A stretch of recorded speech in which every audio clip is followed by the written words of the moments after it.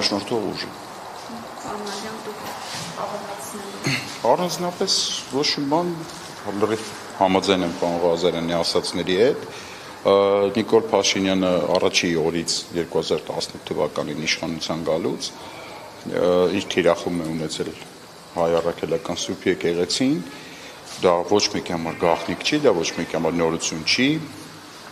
եւ այդ արշավը շարունակվում է։ Իմ կարծիքով սա նաեւ լավ հնարավորություն է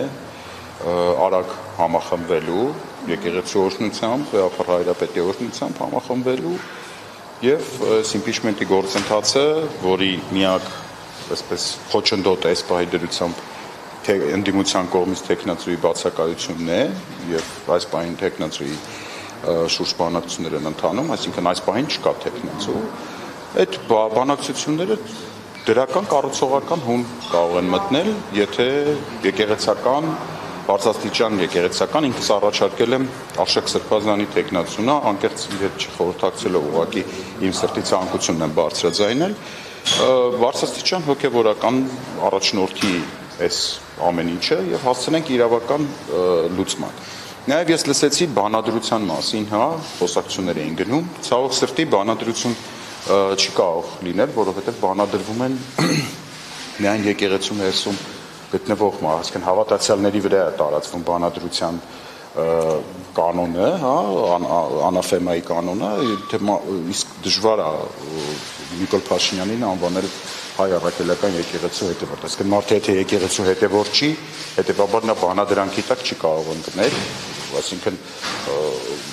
վերաբերվում է միայն առաքելական եկեղեցու հետևորդներին։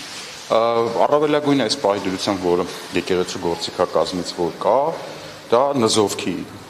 այսպես գործիքն է, որը կարող է տարածվել նաև առաքելական եկեղեցուց դուրս գտնվող անձանց վրա, դա իմ հիշելով շատ հազվադեպ է կիրառվել եկեղեցու պատմության մեջ, թե բանադրանքը, թե նզովքը, սակայն այս պահին մենք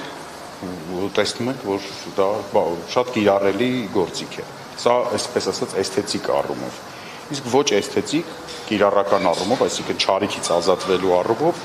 եկեղեցին կարող է իր բարձր դերակատարում ունենալ ընդդիմադիր այս պարակտված ոչ համախմբված իրավիճակին վերջ տալու մարդկանց, սովորական մարդկանց, մերպես մարդկանց սպասումներին ընդառաջ գնալու եւ այս անվստահության գործընթացը գլուխ բերելու գործում։ Իմ կարծիքով ամենալավ բանակցողը կարող է լինել եկեղեցին, թեկուզ եթե նույնիսկ տեխնացություն չառաջադրվի եկեղեցու կողմից, ինչը շատ կցանկանայի որ լիներ, բայց գոնե բանակցային առումով շատ ավելի շահեկան դիրքեր կլինի, եթե այդ բանակցությունը ենթադրենք իր վրա վերցնի ամենահայաց կաթողիկոսը կամ եկեղեցու Սրբազան հայրերից մեկը, այլ ոչ թե ես եւ Էդգար Ղազարյանը։ Մոտ մեկ ամիս է սկսել է գործընթացը Նիկոլ Փաշինյանին, ապրիլի 28-ին նամակները հանձնեցիք։ Ուզում էի հասկանալ ընթացքը ինչպես է կգնահատում այս